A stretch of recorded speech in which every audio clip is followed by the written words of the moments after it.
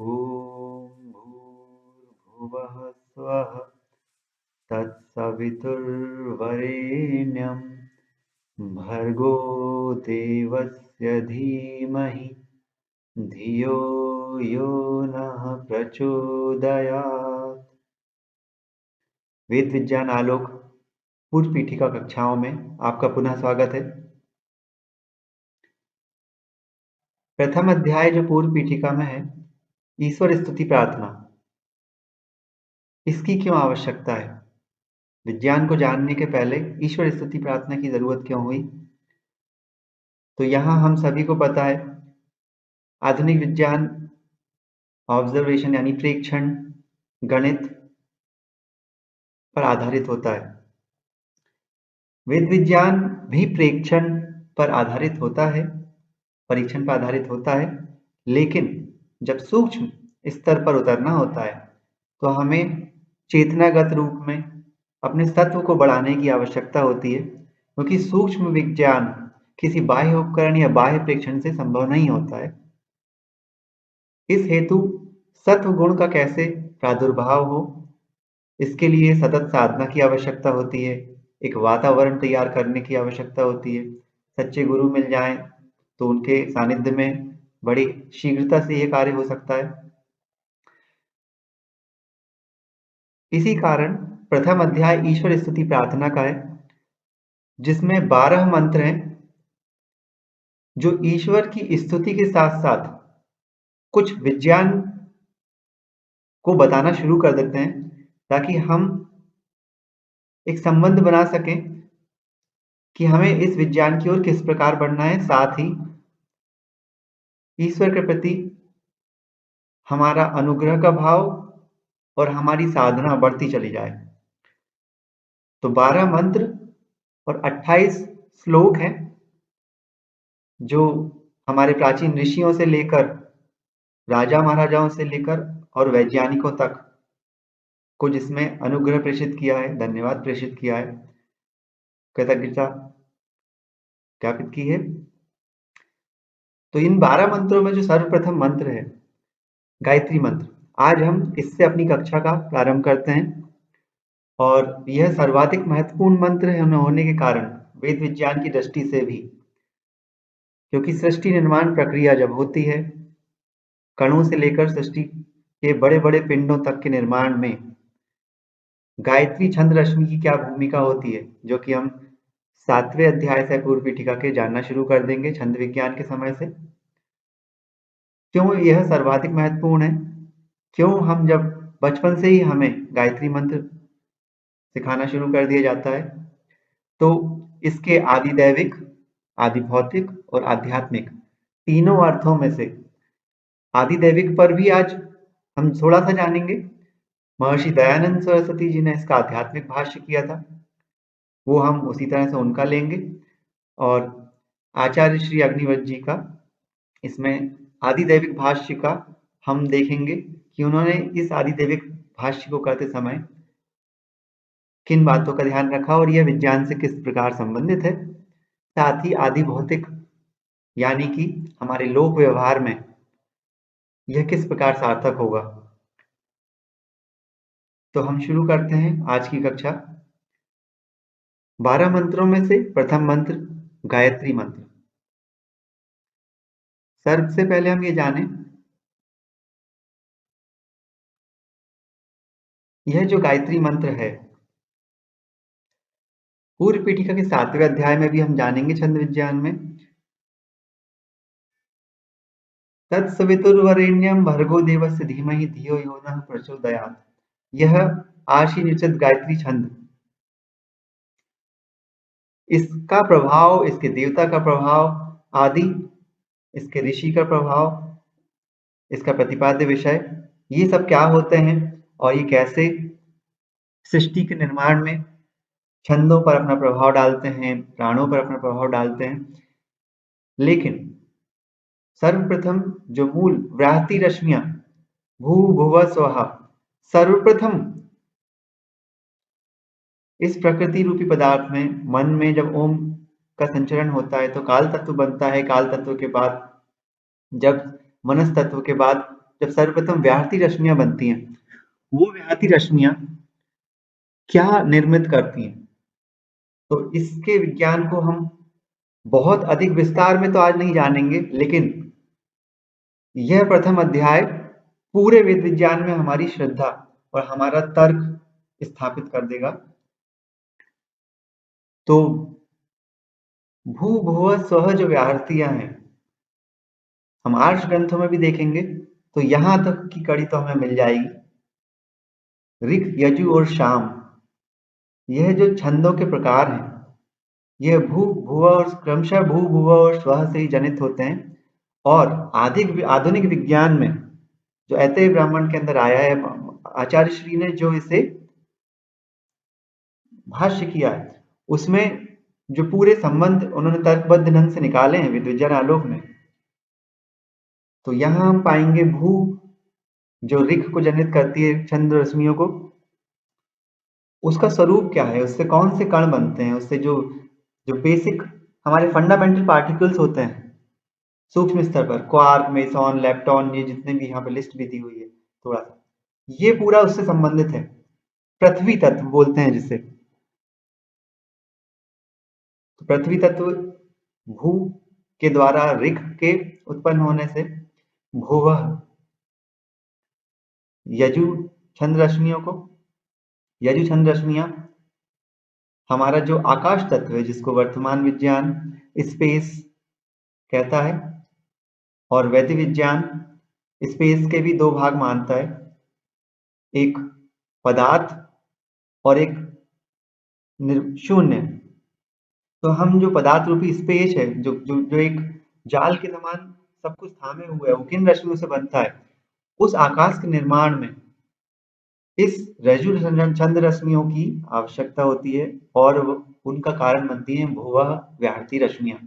ये हम 7वें अध्याय में जानेंगे। और फिर स्वः जितने भी दीप्त पिंड हैं, क्वार्क हैं, क्वांटाज हैं, इलेक्ट्रोमैग्नेटिक वेव्स हैं, उनका इनसे संबंध है। आज की कक्षा में हम सिर्फ इतना ही जानेंगे कि इनका संबंध है। 7वें अध्याय में गुरु जी के जो वीडियोज हैं उसमें भी आप काफी विज्ञान जान सकते हैं, पूर्व पीठिका के जो वीडियोज हैं। और फिर इसका जो विज्ञान जानना है, इसका जो क्रियाविधि मैकेनिज्म जानना है, उसके लिए वेद विज्ञान आलोक पर जाना होता है, वहां से ही समझ में आता है। तो हम उन कक्षाओं को भी आगे लेकर जाएंगे और परिचय वैदिक भौतिकी में भी इसकी कुछ झलक मिलती है। तो यह तो हुआ व्याहृति रश्मियों का, हमने आज एक मन में चित्रण किया। बहुत दिनों से जिज्ञासु छात्रगण और भी साथी हमसे पूछ रहे थे कि जैसा पीरियोडिक टेबल होता है आवर्त तालिका केमिस्ट्री में, वैसा आप क्यों नहीं बनाते और इसको संबंधित क्यों नहीं करते। ये पूरा विज्ञान संबंधित ही है, परंतु Aahista Aahista step by step ही हम चल पाएंगे तो हमको समझ में आएगा किस प्रकार से संबंधित है। हम आगे बढ़ते हैं। अब यह जो व्याहृति रश्मियां हैं, यह प्रणव यानी ओम के साथ, ओम छंद रश्मियों के साथ मिलकर किस प्रकार प्राण, अपान और व्यान का निर्माण करती हैं, इसे यहाँ हम बहुत कम समय में, अल्प समय में देख रहे हैं।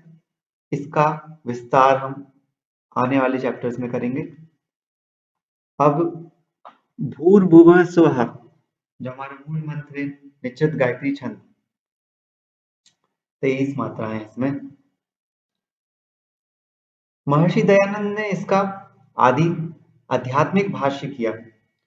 वह आध्यात्मिक भाष्य का जो भावार्थ है, हम मनुष्य कर्म विद्या, उपासना विद्या और ज्ञान संबंधी विद्याओं का सम्यक ग्रहण कर, अब ये 3 प्रकार की विद्याएं, हम जब संध्या प्रक्रम पे वीडियो बनाएंगे तो इन पर भी काफी चर्चा होगी, उस पर भी हमारा सामग्री तैयार होती चली जा रही है। शिव संकल्प मंत्र जो हम रात्रि में करते हैं, संध्या, इन सब पर बनते चले जा रहा है। उस पर हम आने वाले समय में वीडियो बनाने वाले हैं, क्योंकि पूरे विश्व में कोरोना का संकट का एक भ्रम फैलाया जा रहा था। कुछ हद तक वो सत्य भी है, फैल तो रहा है, लेकिन कहां तक उसका गलत उपयोग कर लिया जा रहा है, उस पूरी रिसर्च में भी हमारी टीम लगी हुई थी, इसीलिए कक्षाओं में हमारा विलंब हो रहा था। फिर एजेंडा 2030 पर काफी रिसर्च चल रहा था, तो पूरी टीम उसमें लगी हुई थी, इसलिए कक्षाएं विलंब हुई। वो हमारे अस्तित्व का सवाल है, इसलिए वो आवश्यक था, इसीलिए कक्षाएं रोक दी गई थी। तो कर्म, उपासना और ज्ञान संबंधी विद्याओं का सम्यक ग्रहण कर संपूर्ण ऐश्वर्य से युक्त परमात्मा के साथ अपनी आत्मा को युक्त करते हैं और अधर्म, अनैश्वर्य, दुख रूप मलों का छुड़ाकर धर्म, ऐश्वर्य, सुख रूप को प्राप्त होते हैं। उनको अंतर्यामी जगदीश्वर आप ही धर्म के अनुष्ठान और अधर्म का त्याग कराने में सदैव चाहते हैं। तो ये तीनों विद्याएं, कर्म हमारे कर्मेंद्रियों से, उपासना हमारे मन के द्वारा और ज्ञान हमारी बुद्धि और चेतना के द्वारा, जब तीनों चीजें एक होकर ईश्वर की ओर मुड़ती हैं और हम सत्व का उदय होता है हमारे भीतर, तो हमारी आत्मा परमात्मा के साथ संयुक्त होती है। इसी स्थिति में हमें वेद विज्ञान भी समझ आ पाएगा और इसी स्थिति में हम लोकोपकार भी कर पाएंगे। और इस स्थिति को लाने के लिए सतत साधना की आवश्यकता है। इसीलिए प्रथम अध्याय में सर्वप्रथम मंत्र यह लिया है। तो यह तो ही ऋषि दयानंद की जो आध्यात्मिक भाष्य की परिभाषा है और उसका भावार्थ। अब हम बाहर जो और भी विद्वान है, उन्होंने देखिए कितनी छोटी सी इसकी परिभाषा की है। यह भाष्य संतुष्टिजनक नहीं लगता। ये राल्फ टी एच ग्रिफिथ का है, हम तुलना कर सकते हैं। अब आगे आते हैं इसके आदि दैविक और आदि भौतिक अर्थों पर। बहुत ज्यादा हम विस्तार में नहीं जाएंगे, हम विस्तार रूप में लेते हैं, क्योंकि यहाँ पर मूल उद्देश्य है हमारी साधना शुरू हो जाए और इन मंत्रों के प्रति हमारी श्रद्धा और निष्ठा तर्कबद्ध ढंग से, तार्किक रूप से आ सके। यह हमारा उद्देश्य है। तो इसके बारे में विस्तार से हम 7वें अध्याय में वैसे भी चर्चा करेंगे और गुरु जी ने जो चर्चा की है उसको भी आप वीडियो में देख सकते हैं। तो ऋषि नारायण और विश्वामित्र हैं, देवता सविता, छंद निचत बृहति और स्वर षडज।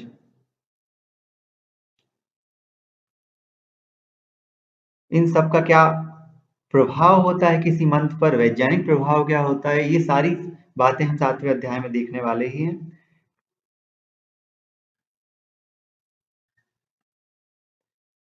यह आदिदैविक भाष्य करते समय एक एक पद यानी कि शब्द का प्रामाणिक और ऋषियों आर्ष पद्धति द्वारा क्या अर्थ निकलना चाहिए, ऐसा नहीं कि आचार्य जी ने कुछ भी अर्थ कर दिया। उसका अर्थ ये क्यों होना चाहिए, उसके लिए सारे संदर्भ ग्रंथों के द्वारा ही यह विज्ञान आगे बढ़ा है, वरना 2800 पेज का यह ग्रंथ नहीं आगे बढ़ पाता यदि ऋषियों के प्रमाण ना हो पाते तो यह उनके शब्दार्थ हैं और इसका भावार्थ। जब मन एवं ओम रश्मियां व्याहति रश्मियों से युक्त होकर क्रमशः सभी मरुत, छंद आदि रश्मियों को अनुकूलता से सक्रिय करते हुए सभी कण क्वांटा, देखिए भू, भुव और स्वा का यहाँ पे वर्णन है, कण क्वांटा एवं आकाश तत्व से वो उचित बल व नियंत्रण से युक्त करती हैं। इससे सभी लोकों तथा अंतरिक्ष में विद्यमान पदार्थ नियंत्रित ऊर्जा से युक्त होकर अपनी अपनी क्रियाएं समुचित रूपेण संपादित करने में समर्थ होते हैं। इससे विद्युत बल भी सम्यक नियंत्रित रहते हैं। यह अर्थ निकल कर आया। यह पूरा शुद्ध विज्ञान है और इसकी जो विस्तार है, ये कैसे होता है, कौन सी रश्मियां कैसे मिलती हैं, क्वांटा कैसे बनते हैं, इसी एक गायत्री मंत्र की विस्तार फिर वेद विज्ञान आलोक के मुख्य अध्यायों में किया हुआ है। उसको हम उस समय चर्चा करेंगे। लेकिन यहाँ यह अर्थ इसलिए बताया जा रहा है ताकि हम इस ईश्वर स्तुति प्रार्थना अध्याय को विज्ञान से भी संबंधित कर सकें। हम आगे बढ़ते हैं। ऋचा का प्रभाव, देव का प्रभाव, ये सभी हम पढ़ सकते हैं यहाँ सामने।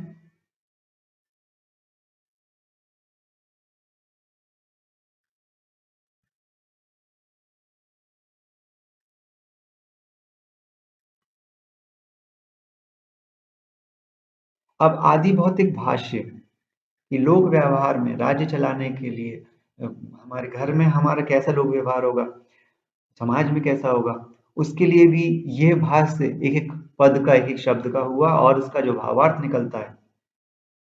उत्तम योगी व विज्ञानी, माता पिता, आचार्य एवं राजा अपनी संतान, शिष्य व प्रजा को अपने श्रेष्ठ उपदेश व सर्वहितकारी विधान के द्वारा सभी प्रकार के दुखों पापों से मुक्त करके उत्तम मार्ग पर चलाते हैं।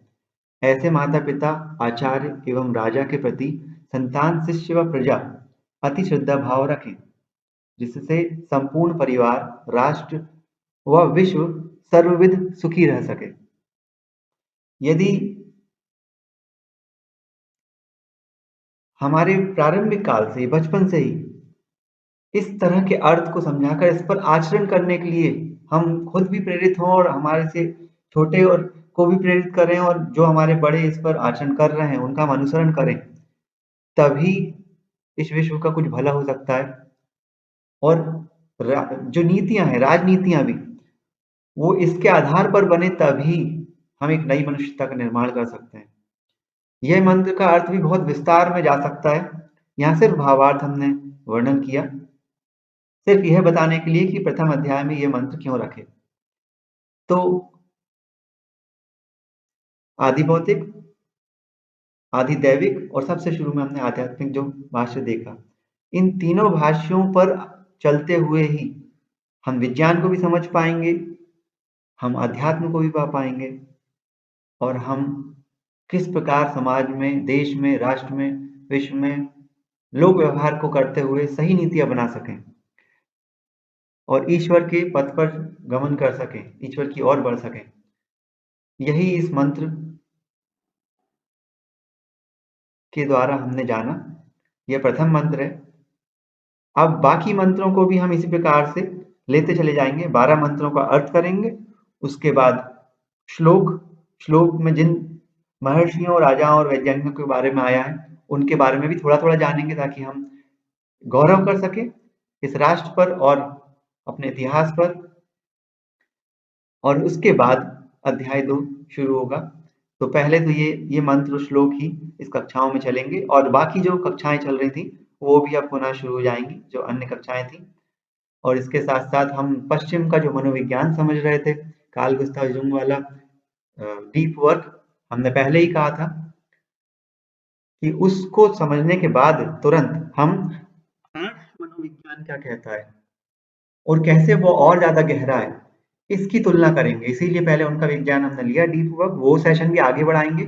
और फिर उसके बाद आर्ष मनोविज्ञान में क्या पद्धतियां दी हुई हैं, ताकि हम अपने मन को जान सकें, हम साधना में उद्यत हो सकें, हम अपनी पढ़ाई को और बेहतर प्रभावकारी बना सकें। हमारी साधना का स्वरूप क्या हो, मन को दिशा देते हुए, हमारी धरती को, हमारी चेतना को, हमारी बुद्धि को, फिर ज्ञान को। तो उसके बारे में भी हमारे सत्र लगातार अब शुरू हो जाएंगे, लेकिन पहले हमारा जो क्रम चल रहा था उसी हिसाब से चलेगा। और कल मिलते हैं अगली कक्षा में। ओम शांति।